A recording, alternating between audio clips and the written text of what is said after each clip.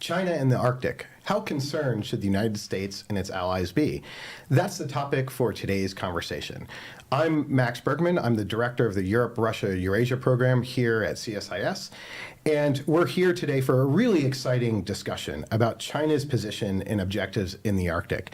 The Arctic, once a model for international cooperation, is becoming an arena for power projection and geopolitical tension. China is increasingly asserting itself in a push for a greater role in Arctic governance and access to economic opportunities made possible by climate change. The partnership between Russia and the PRC in the Arctic has also expanded since 2014 through increased trade, scientific, and civil military collaboration. At the same time, the United States and its Arctic NATO allies must reckon with increasingly frequent hybrid threats against critical infrastructure, such as interference with undersea cables. It's a really dynamic and, frankly, from a policy perspective, exciting environment. But to discuss these issues, I'm thrilled to welcome two great experts with us today. With me is the Deputy Assistant Secretary of Defense for Arctic and Global Resilience, Andreas A. Ferguson. Andreas, thanks so much for being here. In this role, she serves as the principal advisor to the Secretary of Defense and senior leadership on protecting the U.S. homeland and allied interests in the Arctic region. She also manages oceans policy and the Freedom of Navigation program to uphold the maritime rules-based order, addressing strategic resilience risks, and ensuring the department maintains innovation advantages in strategic competition. It's a big portfolio, an exciting new portfolio. And then also joining me is my colleague, Matthew Funaiole, Vice President of the Ideas Lab, the Andreas C. Dracopoulos Chair in Innovation, and the Senior Fellow of China Power Project here at CSIS. He specializes in Chinese foreign and security policy, cross-strait relations, and maritime trade. During his time at CSIS, he's authored numerous reports on China's great power ambitions in the polar regions and China's prowess in shipbuilding. I think we're going to have a really great conversation. Before we dive in, Iris, I wanted to turn the floor over to you to maybe offer some shaping remarks of your time in the Pentagon and what you're sort of seeing with the Arctic and China's role. Yeah, no, thanks. And thanks so much for having me. Thanks for hosting this really important conversation. I think that why we're here is because we're seeing the Arctic strategic environment change pretty profoundly. We see increasing competitor activity. We're seeing the PRC's ambitions to sort of shape governance in their favor, and including through military and economic means. We're seeing Russia continue to have immense focus on the Arctic region, and it's part of their calculus in terms of their security calculus vis-a-vis us and NATO. Even despite the attrition in Ukraine, we still see them heavily focus on the region. NATO and the accession of Finland and Sweden, I think, further expands our opportunity to collaborate with our partners. And then, of course, climate change is still a factor in the region, where the region warms at some 4 times the rate of the rest of the world, and we see that allowing for increased access, human activity, competitor activity, but also impacts our infrastructure and our operations as well. The PRC, I think, is one of the newer entrants on the scene, relatively speaking. I think over time, the strategic interests that they have in the region, I think, are what are giving us pause, and how their long-term vision for the region could affect our interests is giving us pause. And I think especially where we're seeing the increasing levels of collaboration between Russia and the PRC and unprecedented styles of collaboration, especially in the military domain, give us, again, pause. I want to give a couple of examples of what we've seen, again, which is new. Just last summer in 2023, we saw a surface action group with PRC naval vessels and Russian vessels operating in the Bering Strait, and we responded actually to that with 4 destroyers and a P-8 that came to show that we acknowledge that they're there, and we're going to show presence as well. And then in 2024, just this past summer, right after we released our department strategy, we saw a joint bomber patrol off of the coast of Alaska. We responded to that as well with intercepts with F-16s and F-18s, and including with our Canadian partners. And then also this summer, we're seeing an uptick in Coast Guard cooperation. There were just 4 vessels that we saw between Russia and China operating in and around Alaska in a joint patrol. So this kind of increasing levels of military cooperation is new, and certainly it's new within and around Alaska. But this is one of the reasons why we came out with a new strategy for the region. This is the first strategy in the last 5 years, really with the intent to try to preserve the region as a place that's both stable and secure. And we have 3 main lines of effort that we're embarking on. And the first of that is enhancing domain awareness, enhancing our ability to see these threats, to detect these threats, to be able to operate effectively with the region, in the region with key enabling capabilities, including communications architectures and ISR and weather forecasting. We're also really focused on engaging with our allies and partners. The allies and partners are really a unique advantage that we have, a strategic advantage that we have in the region, with 7 like-minded partners being so incredibly militarily capable, but also have heavy geostrategic alignment with us. And then we're working on using our exercises to great effect. We've long had exercises that operate in the region, but we're really looking at how we can use those as a deterrent effect, working alongside our allies and partners.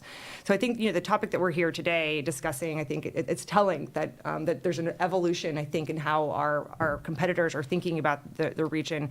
We're going to continue on the DoD side to monitor military activity, but I think it's also really important to note that there's other types of activity that we're seeing, including the science and research activities, economic activities from the PRC, investments in some of infrastructure and natural resources. So we really just need to be clear-eyed about some of their intentions and how we can be thinking about their long-term interests and how we can best protect ours. It strikes me that the Arctic region is sort of emblematic of the shifting nature of the geopolitical order. 10 years ago, 15 years ago, 20 years ago, this was really a region of diplomatic cooperation through the Arctic Council. And your office is a relatively new office that has been stood up. Maybe you could talk a little bit about how things have shifted. I mean, China's role in particular in the Arctic is new. I mean, China is not an Arctic nation. They are not next to the Arctic. Why has the Arctic become part of geopolitical competition? Well, I think if anyone that's looked at a map from the top down recognizes the strategic importance of the region. It's really a bridge between the U.S., Europe, and the Indo-Pacific. I think we, in the United States, have a map problem that we see east to west too much. Yeah. And I think some of our competitors, including China, I think, look at a globe. And they see that if you look from the top down, it's really, and those that are watching, I implore upon you to go look at a map of the Arctic from the polar perspective, because you'll see how close you are at least from the North American perspective, to Europe, to the Indo-Pacific. It's actually why we have so much of our infrastructure based in Alaska. We find it as a really key place for power projection. Most of our forces, actually, that are in Alaska are meant to deploy to the Indo-Pacific because it's faster to get there than it is to go from Hawaii, for example. So there's real strategic interest. I think there's also resources are another big component that are coming to the fore. There's obviously oil and natural gas, and we're seeing PRC invest pretty substantially in some of the Russian oil and natural gas infrastructure. But there's also increasing levels of fish stocks that are migrating north that I think you're seeing some positioning in order to be able to assess and analyze where resources are going to be in the future. I think PRC takes a long view around some of these topics. And I think some of the challenges that we have in the United States is that sometimes we take a short-term view. But if you take a long-term view, the Arctic is incredibly geostrategic. And that's why we see, I think, the intentions around shaping some of the governance structure so that they can have a foothold in the region. There's, I think, an emphasis around policy in particular. I think you see a bit of an effort over the last 20 years to insert themselves into governance, through as an observer to the Arctic Council. You also see a big diplomatic effort in trying to establish different research stations throughout some of our Arctic allied partners over the last 20 years. I think there's a bit of a awakening as to some of the motivations of the PRC, even amongst our Arctic allies as well. But really, I think it's in our long-term interest to make sure that we are securing our interests in the region, especially in and around the North American Arctic, working in partnership with our allies and partners in the European side of the Arctic, and not letting any strategic blind spots haunt us.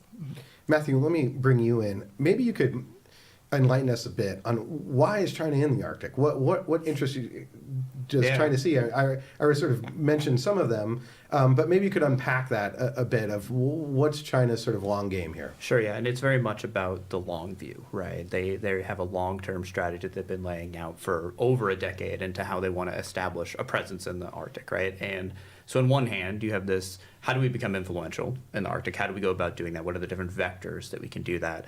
And then how do we establish a sense of almost legitimacy, right? We're not an Arctic state, but we want to be perceived as if we are an Arctic state. And so how do we go about doing that? And there's really four sort of avenues that they've laid out for it. The first two ones, I think are pretty obvious. It's the commercial side of it and the scientific side of it. On the commercial side, obviously maritime trade, right? How do we shorten our trade routes between China and Europe? That's one part.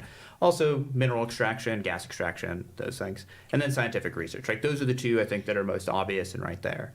But those two are also the foundation for the other things that China is trying to do. It's the foundation for their strategic interests in the region, their military interests in the region, and also their diplomatic interests in the region. And they also kind of play off of each other quite a bit. Like as China's trying to figure out, is the Arctic, or the degree to which the Arctic is a new domain for military operations, right? What is the way in which science can support our operations there? What's the way in which we can test technology so it can operate in that kind of environment? And when you bring all those things together, you really do establish that kind of foothold where, well, now you can't really have governance in the region without China being part of the conversation, right? It's about building momentum so that they can start to shape the environment incrementally. And if one aspect of it isn't working, well, we can always lean on the commercial side, right? Because there's always somewhere that we can put some money. We can always invest in some Russian ports or some Russian LNG projects, or we can always conduct some scientific research. I brought a quote because I like to bring quotes for things that I think are really important. This is from 2020, okay? This is from the Science of Military Strategy, and I think it's really important for people to understand that the scientific and the military and the civil in China, they all very much merge. They're all overlapping and they support each other. So this is a quote from this. Military-civil mixing is the main way for great powers to achieve a polar military presence. And then it continues, China should give full play to the role of military forces in supporting polar scientific research and other operations, right? This is from 2020, and we're kind of having this conversation at the end of 2024 into 2025 about China building up its military presence there. So it's definitely a key part of how it sees it. And I think you have to look at all these sort of aspects together. Dual-use research, the commercial angle, the strategic angle, the diplomatic angle, so that in time we get back to that sort of legitimacy question where you can't really have governance in the Arctic without China having a seat at the table, and they see that as the opportunity to shape the region. They certainly have their interests, economic interests, commercial interests, and military interests, but they really do want to insert themselves into the environment and then assert their interests and shape the environment as best they can. Let me ask you, Iris, has a lot of this shifted since Russia's full-scale invasion of Ukraine in February 2022, where Chinese access to the Arctic, has that been part of Chinese essentially support for Russia, that in exchange for providing Russia with a lot of dual-use technology to ramp up their defense industry, other diplomatic support that China has been providing Russia, that Russia perhaps allows more access for China? Is that something that you've been seeing, that Chinese presence over the last few years has sort of been authorized and enabled by Russia? Yeah, one word answer, yes. There's a leading question. Absolutely. I think we've seen that transition take place. I think Russia's invasion of Ukraine has put it in an incredibly vulnerable spot internationally, and certainly with our Arctic partners who are very eyes wide open to the incursion and the lack of appreciation for sovereignty, and it's raised a lot of concerns amongst our Arctic allies. I think Russia has met with a lot of distrust by them, and the vulnerability that Russia faces now that they have so many sanctions, I think, has caused them to turn to China pretty aggressively in terms of economic development along the Northern Sea Route, really heavily investing in some of the oil and gas infrastructure. In many ways, we see Russia, or rather together the PRC bankrolling Russia's efforts and allowing them to continue with their invasion of Ukraine. And so I think Russia's evolution towards the PRC has been interesting to watch from our perspective, because I think had we looked at this a couple of years ago, I think the broad assumption was that the Arctic is too important for Russia to let the PRC in. This is one of the crown jewels for Russia. But we're seeing an increasing amount of access, not only economically, but diplomatically, scientifically. I think they're working on projects together. But the military angle is, I think, another. It's like an interesting new addition to access, allowing and condoning PRC. Joint patrols with the Coast Guard, signing MOUs with one another, conducting joint bomber patrols with one another that give the PRC access to places, remote places in the Arctic, to give them experience and exposure from a military perspective. That's new and unique. I also want to really emphasize that this isn't necessarily an alliance as we traditionally think of it as an alliance. I think it's really important to not overstate what the PRC is getting out of Russia as well. We know what it takes to operate with allies. We know the years of investment and trust building and interoperability required to make an alliance. And them flying in circles together is not the same. And so I don't want to overstate, but I do think it's important for us to be consistently monitoring how their intentions progress. Matthew, maybe you could talk a little bit about Chinese long-term military objectives. Do you see this?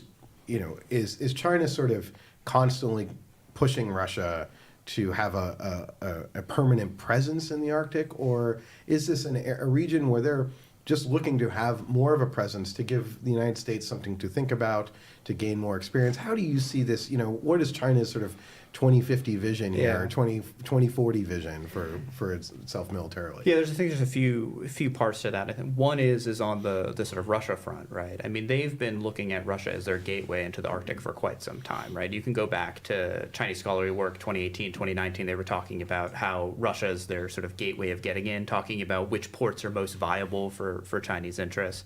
And obviously they probed and prodded some other Arctic powers as well to kind of figure out if they could use them as partners in the region. But geopolitics has obviously shifted in such a way that Russia's their partner of choice. They don't really have another opportunity to get into the Arctic. More broadly, though, I mean, the Arctic is part of one area that fits into really what China's trying to do. I mean, China wants to have a world-class military by the middle of the century, and that means being able to operate your navy pretty much anywhere, right? You want to have a blue water navy, and the polar region is one of the regions where they want to be able to have a military presence. That said, they're still very much trying to figure that out, right? And one way of trying to understand what that looks like is working with Russia, that has more experience operating in that environment. They have a lot of questions about the type of technology, especially when it comes to communication with their assets, when it comes to the sort of farther reaches of the planet and how they successfully carry that out.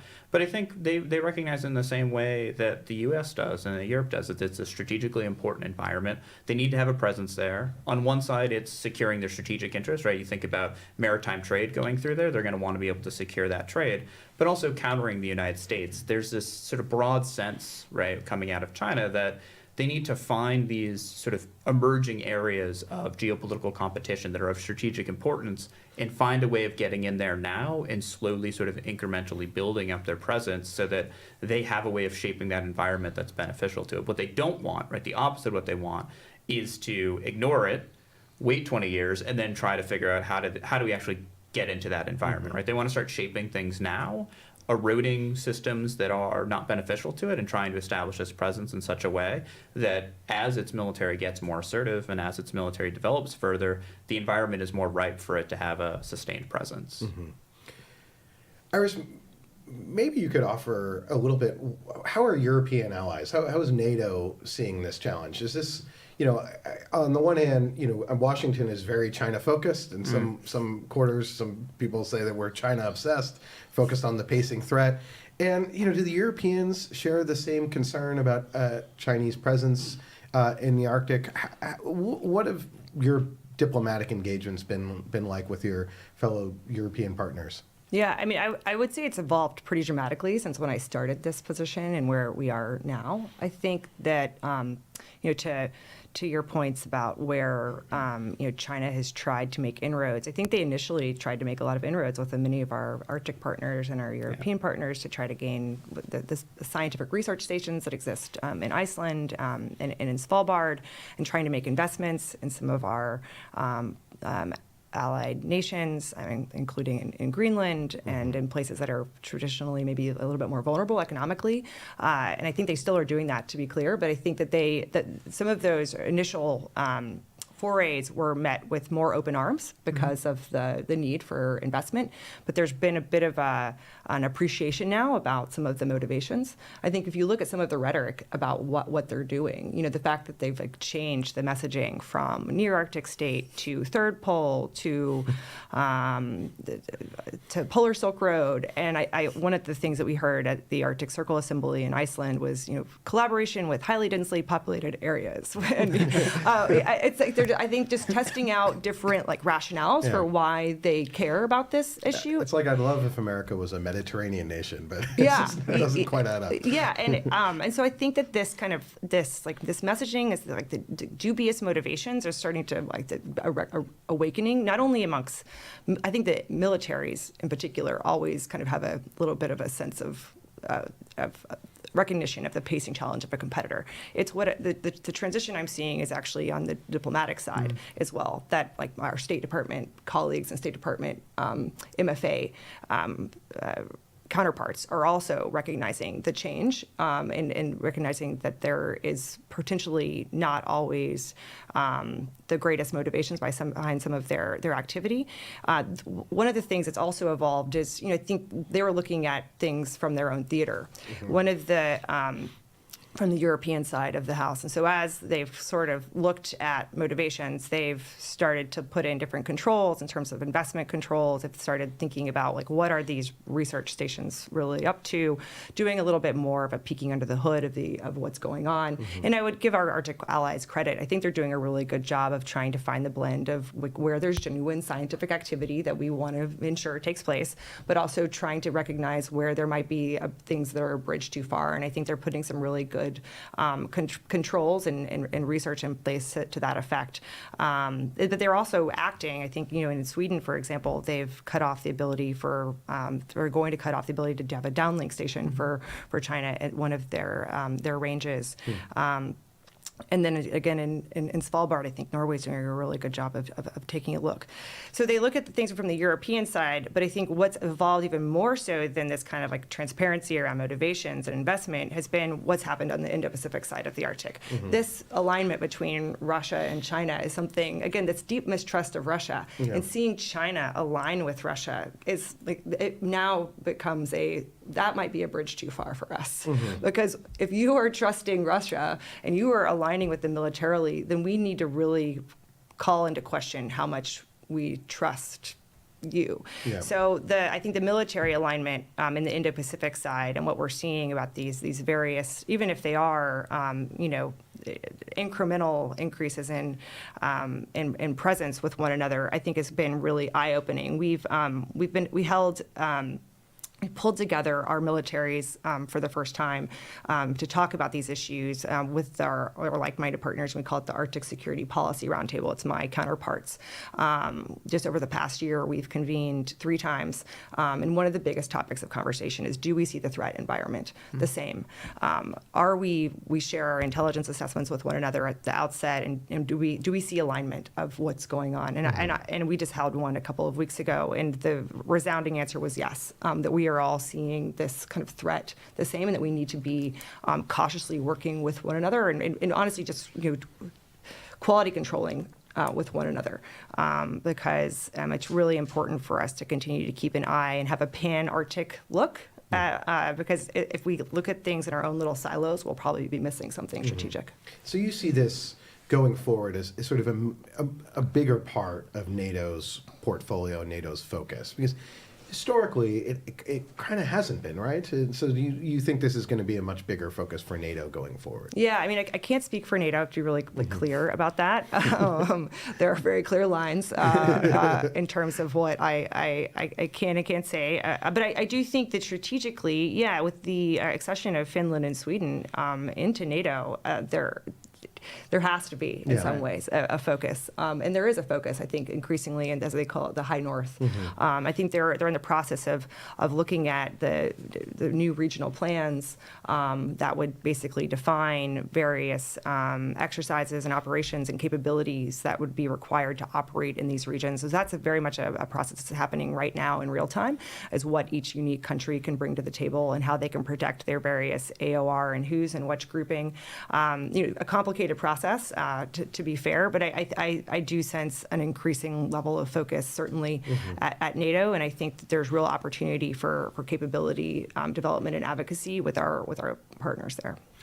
Matthew, let me maybe play devil's advocate slightly. That, if we look ahead 10, 20 years, I mean, the world is warming. We're probably not going to hit 1.5%. It's probably going to hit 2, even perhaps more so. So if you're China and you're looking at sea lanes and shipping just from a commercial standpoint, and in the last few years we've had the Suez Canal blocked because a ship got stuck. Forgiven. And we currently are having issues with the Red Sea with Yemenis attacks. And this isn't the Arctic just a natural sea lane of communication, of shipping. China can then major manufacturer provides a lot of what we consume here in the U.S. and Europe, and that this is sort of an obvious commercial area for China to simply, from a commercial perspective, look to continue to supply Europe and the United States with the goods that we buy. And maybe we're sort of building a mountain out of a molehill. What do you think about that argument? Yeah, I mean, there are a couple of things. One, yes, there is a very practical sense, right? And if we had more confidence in China as a responsible actor, I think you could say, they're trying to develop an alternate sea lane, right? And they have a lot of vested interest in it as well, right? They look at places like the Strait of Malacca in particular, and they have a lot of anxiety about any type of choke point that could potentially cut off the flow of goods to China or their ability to export goods. So something like the Northern Sea Route, right? That's a pretty good alternative if it's viable, right? There's obviously safety risks that go with it, and there's a lot of navigational costs that would go with that, and it still needs to be developed. But it shortens the route, at least part of the year when you can navigate it. And, Russia's kind of right there, right? So you have less likely, from where things sit geopolitically, there to be an interruption of those flow of goods in one way or the other. So yes, there is, a clear potential commercial silver lining that could kind of come from this. I think where it gets challenging, right, is who's setting up the rules of how maritime trade is going to occur in the Arctic, and who's going to be the guarantor of that, right? Who's going to make sure that sea lanes stay open and free in terms of navigation. And China's making a play, at least in the Northern Sea Route, to really be the person, the country that is kind of making those decisions or trying to assert itself into making those kinds of decisions. So there is a potential commercial aspect to it, but I think it goes in line with all the other things that we've been talking about. I'd say the other part is just that China doesn't do itself a lot of favors, right? They purposely try to create lack of transparency into what they're doing.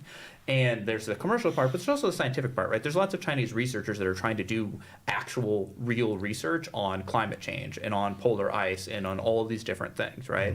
And that gets caught up in this security apparatus of China where everything is kind of benefiting one another, and we don't really know where the lines exist in a lot of these cases between things. And so there is also the opportunity that Chinese researchers could really be helping in a lot of these different areas, and there could be great collaboration between Chinese scientists and European scientists and Canadian and American scientists. And some of that does happen, but the problem is just such little confidence, right, in where that information is going to go, how that data is going to be used, how it's going to be leveraged, and the ways in which China might try to seek, yes, there's a commercial benefit, yes, there's an economic benefit, yes, there's a technological benefit, but how can we also use that to A, modernize our military, and B, have a stronger military presence in the region? And those are things that it can't separate them, right? Yeah. It's always double dipping on these things, right? It doesn't want to have those, it doesn't want to have demarcation between these things. It's how do we get both? How can we get both at the same time? So yes, but Right. yeah. Iris, let me ask you, this year, the Pentagon released an Arctic strategy, and some of the issues that Matthew just mentioned of just presence. You mentioned maritime domain awareness, knowing what's happening in the Arctic. The space is actually rather large. And it strikes me that this hasn't been a major focus for U.S. foreign policy for a very long time. And what are the challenges for the U.S. military in having a presence? And maybe you could talk about the impetus for releasing an Arctic strategy, and how does sort of China fit into that Arctic strategy? There's sort of multiple questions all smushed into one. But yeah, no, I mean, the Arctic is one of those places that is like, if you look at a map, it is really strategic. It's also a place that has been othered, I think, quite a bit over the past several decades. And I think one of that was because we were really heavily focused on operations in the Middle East for so long. I think, we invested really heavily in the Arctic region during the Cold War era. And we thought things were safe and fine, and climate change wasn't necessarily a thing, and it was a strategic buffer, and we could focus elsewhere, and we consolidated a lot of our infrastructure. We got rid of a lot of our infrastructure, actually, and we were able to focus. It was like a little bit of a luxury, quite frankly, to be able to focus our sites elsewhere. What we've seen over the last decade or so, I think in particular, is I think the increasing access by our competitors, the sea ice melting and increasing levels of activity on the maritime domain, but also a technological shift that's happened by our competitors, in particular Russia. I mean, we know that we're not here talking about Russia, but they are our most acute threat in the Arctic region. They very clearly try to showcase that they can hold our homeland at risk, including through common runs off of the coast of Alaska. And like I said before, we have really strategic assets that are located there, training ranges, space situational awareness radars. It's also the place where we are most likely, as our partners at NORTHCOM would tell us, most likely to see an avenue of attack on the homeland would be to come through the Arctic. And so it behooves us to really think about, like, do we have the right defenses that are up there? Are we able to see threats that are coming? Are we able to detect what is on the horizon? And so that's why we put out the strategy, is to really try to define, one, what the problem set, to recognize that the environment has changed quite dramatically, at least certainly in the last 5 years, to try to create some prioritization around investment, investment's hard, right? It's really expensive to invest in the Arctic region. I don't want to suggest that it's a simple bill, but construction timelines are 4 times what they are in the lower 48. They're also 4 times the cost. Yeah. And it's also some of the space technology is really tricky because you have to really be intentional about the space assets that you put in the region, because it gets cut off at a certain latitude. So you have to be intentional around your investments, and that's what we try to do in the strategy, is to really start with some of the key common enabling capabilities that we know we need. Communications, better ISR technology, better weather forecasting, in addition to looking at how we can provide presence when needed. There's also real opportunity, though. We've talked about Finland and Sweden coming into NATO, and the alignment with our Arctic partners, which is really profound, and like what we're seeing happen with the policy roundtable that we've worked to set up with them. I think there's a lot of opportunity in that space, but I think there's also opportunity potentially in the Indo-Pacific side, into looking at like-minded partners to ask for them, what are they seeing as threats in their AOR, and how can we potentially collaborate with them? I think this will be an area where we continue to, I would say, we use these phrases in the strategy to monitor, what our competitor activity is. We do at the same time need to make some strategic investments. We need to be modernizing our missile defense architecture. We need to be protecting our homeland. This is not, despite what in DC, how we might think of the Arctic as like a far away place. This is a place where we have like real equity. This isn't some other corner of the globe. We have significant assets, including the largest concentration of advanced fighter aircraft in the world, in Alaska in particular. And so we need to be spending some real investment and energy in investing there. The other piece of this that I think is really important to note, some of the challenges in the department, is the seams that exist at the top of the world for the department. And that's what we've also been really intentional about getting after. The overlapping combatant command seams between NORTHCOM and EUCOM and INDOPACOM, which conveniently all touch at the top of the world. And absent an office like ours that was set up to try to integrate across all of them, we can easily fall into their silos. And so one of the things that we've been really heavily focused on in implementation of the strategy is integrating across those commands, is ensuring that the required requirements of them all are thinking about the Arctic region in the same way because their requirements drive our resourcing, et cetera. But really, focusing closely with NORTHCOM and EUCOM and how they think about their SEAM, I think that we're off to a good place or we're headed in the right direction in that sense for that SEAM because of all the emphasis on NATO and the GI-UK gap and the creation of JFC Norfolk down in Virginia, which is notionally charged with kind of eradicating that SEAM as well. Yeah. On the Indo-Pacific side, we've got some commanders at INDOPACOM and NORTHCOM that are really focused on this SEAM issue right now, especially with the increasing levels of collaboration that they're seeing, noting that the Indo-Pacific AOR goes all the way from Antarctica all the way up to the top, and that NORTHCOM is charged with homeland defense, but all the assets that are in Alaska are meant to flow to the Indo-Pacific. It's complicated. It's not insolvable, right? It's a policy issue and it's a challenge, but it's not insolvable. And so we're working really closely with them, recognizing some of these seams. But I think we're doing actually a pretty good job of just recognizing it and also making sure that we're posturing our exercises over the next couple of years in particular to really showcase how that seam is just on paper, but not in reality. No, it's really interesting, just structurally, that suddenly the United States is back focusing on the Arctic, but then you look at how we're structured, and we're not structured to necessarily focus on it. So hence an office like yours is absolutely vital.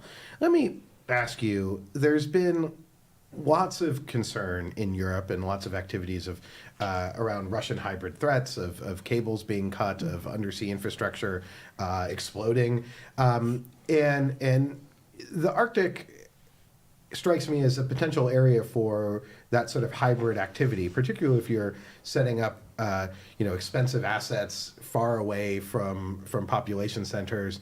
And China's, I think what we've seen in Europe is largely a Russian-backed effort. But how concerned are you of the Arctic being a center for sort of gray zone hybrid activity? And maybe both of you can jump in, but maybe Iris, to you first. Yeah, no, I think it's actually becoming an increasingly clear hotspot for hybrid activity. I think you see that from both the Russian side and also on the PRC side. Certainly, we've talked about some of the hybrid activity with scientific endeavors already. Some of the research that we're seeing the PRC undertake, especially in and around Alaska, and just to use an example of the increase in that, last year there was just one scientific research vessel off the coast of Alaska, but this year there were 5. And they're, what are the intentions of that? It's mapping the seabed, potentially it's acoustics, it's could be used for military operations. We're also seeing the I think infrastructure be targeted potentially, right? I mean we've talked about the cables that were damaged potentially accidentally with the Baltic Connector pipeline, and then just a couple of weeks ago 2 of the cables damaged near Lithuania and Sweden and Finland and Germany.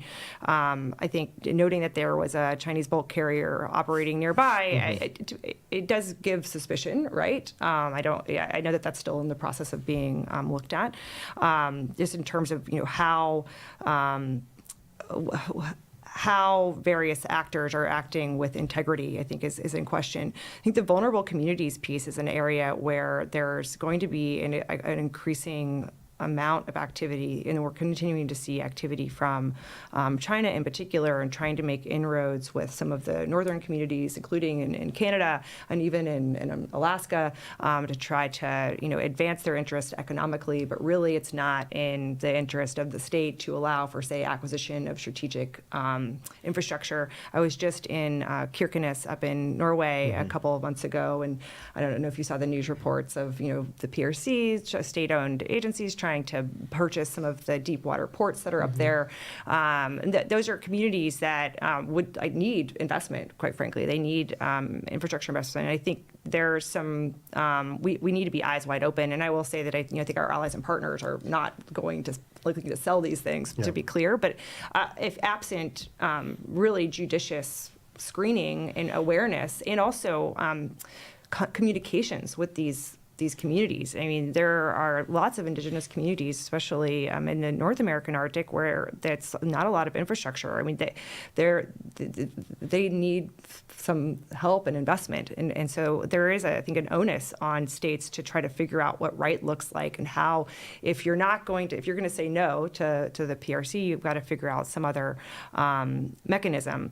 And just so, one other brief point on the hybrid activity, because I think, certainly our Arctic allies have seen hybrid activity from our Russian part, the Russians as well. The migration that happened across Finland and how they had to close their borders, the GPS jamming that happens, very frequently in northern Norway. I experienced that myself.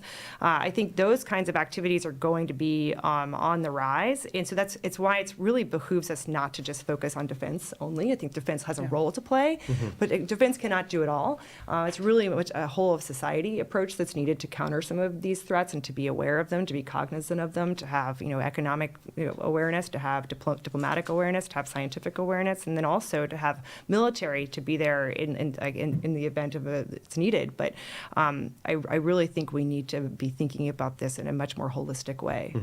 Let me just quickly follow up and maybe put you on the spot, and it may be too sensitive or too early to tell, but the Chinese vessel that may have been implicated in the cutting of cables, do you sense that there's a Chinese government and Russian government cooperation here, or is that something you're looking out for? I think absolutely you have to question, what are the motivations behind it. And this is me, I'm not speaking outside of my lane a little bit, but I think that they're still investigating what took place. I think that even a rational person, though, would say, why is a Chinese vessel doing this and operating in this area? Some of our partners I've heard say, this potentially leads back to Moscow. That's, just quoting some of the thinking that we've heard. It's still too early to say. Obviously, investigations are ongoing, but these are the kinds of kind of dual use of one another's assets that I think we need to just be mindful of. Yeah, sometimes 2 + 2 does equal 4. Matthew, maybe to you on how you see the China-Russia hybrid nexus maybe in the Arctic, and is that something, you kind of touched on it earlier, but is that something that we should be increasingly concerned about over the next, in the near term? Yeah, I mean, absolutely. I think that, China has shown and it has demonstrated a desire to try to test and prod different approaches to erode other countries' ability to operate in particular areas, right? And try to find ways of using, commercial assets or scientific assets that operate underneath a certain threshold, which makes it really hard to respond to, right? If they can try to push their interests or they can try to erode another state's interests and do so in such a way that it makes it very hard to respond, then that serves what they're trying to do. And I think you're exactly right. If our only lever is defense, then it's really, really hard to counter those things. We need to have a more robust way of responding to those kind of issues. And the maritime sort of surveillance vessels, research vessels, I mean, this is I think what people should really be keeping an eye on in the very near term, right? We've seen a huge uptick. It's not just in the Arctic, right? And China sending its survey vessels across the globe. Indian Ocean is another big area where they've been expanding in a way to try to map what's going on undersea, under the sort of operation of, this is scientific research that we're conducting, which is true, but any of the data that's getting collected from that is going to feed back into China, right? And if the PLA wants access to it, they're going to get access to it. I mean, there's just really no other way of kind of looking at it. And so, what role do scientific research vessels play in a future world in which China's trying to assert itself in all these different places? But I think, gray zone operations, I mean, we know that that's how China thinks about the world and how it can operate, how it can execute actions in a particular place. And it might not always be that they have, a clear long-term objective. They might just be trying to make things difficult for other people as well, right? A lot of what they've sort of done in the past is, how can we poke and prod? How can we try to erode other states' ability to act and their confidence and their desire to act in these places in a way in which they feel like they have no ability to respond to it, right? And so that is something that we have to kind of keep very close watch on. Iris, maybe final big picture question for you. We're coming at the end of an administration. You've worked really hard to build up this office. Where do you see things sort of headed when it comes to U.S. Arctic policy and maybe how we approach China in the region over the Arctic going forward? Yeah, well, I think just to you talk about how we organize, I think that's like pretty profound, and how I think we're organizing to get after this problem set for the first time in a while. And so I think you see that not only in my position, but you also see the creation at the Department of State of a new ambassador for the Arctic region. You see a focus on it at the NSC beyond just the science piece of it. I think that there's a real appreciation of that it cannot just be kind of othered into like a part of a strategy. It's you have to do some genuine integration across the seams, across the allies and partners, and across the various regions, because the regions are not necessarily the same in terms of their requirements. And so you start with a strategy. I think that our strategy lays out the roadmap for what to do in the immediate future. And I think, our focus, and we're doing this now, in implementation, is making some investments in some of our defense architecture that we know we need to modernize in the region, working really closely with our Arctic allies and partners in how we can co-invest in some of this technology meaningfully, and then really taking a hard look at how we're exercising. Not only are we trying to exercise to make sure we have the reps, because you can't just show up and expect to survive, but also because exercises are a real deterrent to our competitors. So I actually see there to be a lasting emphasis on this region in a way that I think will be effective and productive for us as the United States. I think we have some strategic interests that we need to make sure that we call out and that we take care of and protect. So I am confident that we're headed in the right direction. Great. Matthew, Iris, thank you so much for being here. Really appreciate it. And want to thank you, the audience, for tuning in. If you enjoyed this content, please take out your phones and subscribe to our podcasts that we have at our program here at CSIS, the Eurofile and Russian Roulette, for similar content. This was a great conversation. Thank you again for being here. And until next time.